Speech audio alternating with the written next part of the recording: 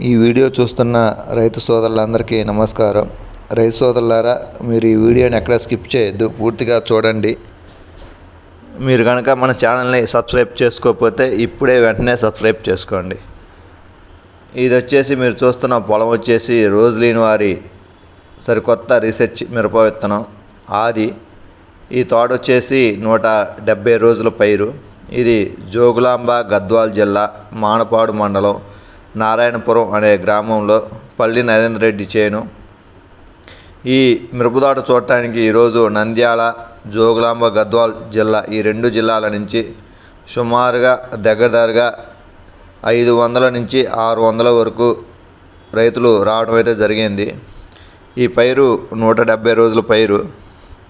ఈ సంవత్సరం కురిసిన అధిక వర్షాలను కూడా బాగా తట్టుకొని దగ్గరగా 30 క్వింటాల వరకు ఇప్పుడు కాసి ఉంది. ఇంకా 7 నుంచి 8 క్వింటాల వరకు వచ్చే అవకాశం ఉంది. ఏదైనా చేను ఈడిపోయే నాటికి 37 క్వింటాల దాకా రావచ్చని అనిపించింది. అయితే ఈ 170 రోజుల పైరుకి ఇప్పటికైతే బొబ్బర ముడత అయితే రాలేదు.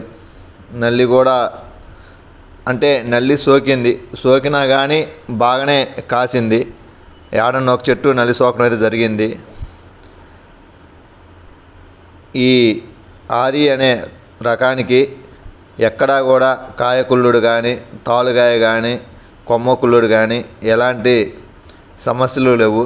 చాలా బాగుంది. చూసిన రైతు సోదరులందరూ ఈ మిరపతోట చాలా బాగుంది. 170 రోజులైనా కానీ బొబ్బర నల్లి అటాక్ కాలేదు. దానికి తోడు కాపు కూడా కింద నుంచి బాగా ఉంది.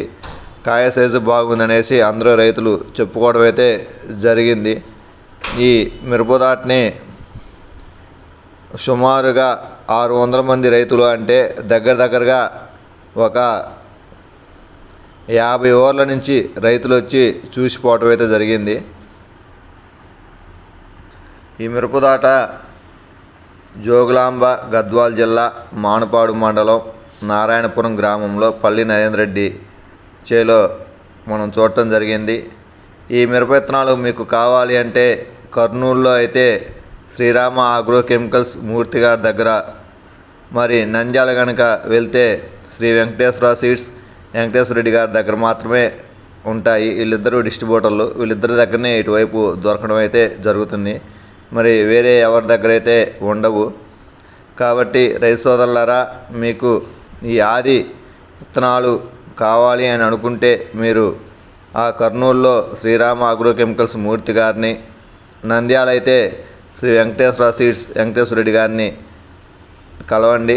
వాళ్ళ దగ్గర మాత్రమే దొరుకుతాయి. మీరు మరి ఏ ఇతర షాపుల్లో కూడా ఉండవు. ఈ మిరపతోట చూడటానికి వచ్చిన రైతు సోదరులందరూ చాలా ఆశ్చర్యాన్ని వ్యక్తం చేశారు.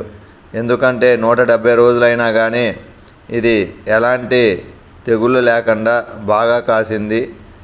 రైతులు ఖచ్చితంగా విత్తనం వేసుకోవాల్సిందే. ఇది చాలా బాగుంది అనేసి వారిలో వాళ్ళే రైతులు ఒకరికొకరు డిస్కషన్ చేసుకుంటూ, అంటే ఒకరికొకరు మాట్లాడుకుంటూ చర్చలు అయితే బాగా జరిపారు. ఇది రోజ్లీన్ వారి సరికొత్త రీసెర్చ్ మిరప విత్తనం ఆది.